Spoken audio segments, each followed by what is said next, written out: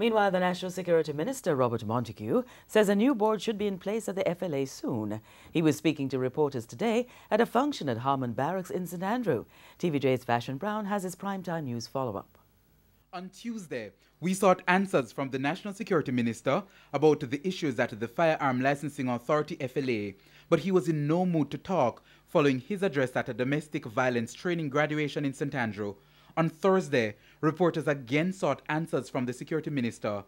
Mr. Montague told reporters that the matter involving the FLA is being dealt with. The board that resigned had made some recommendations, and the CEO is implementing some recommendations and continuing the whole process of reform, because this didn't happen overnight. That is why we had commissioned the Allen report about 6 months ago.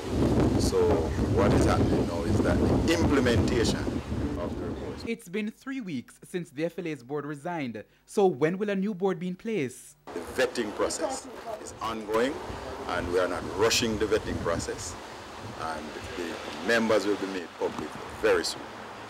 You think it will be a matter of days, weeks, It months? will be soon. It's still unclear how many persons could also lose their permits as the agency conducts its review.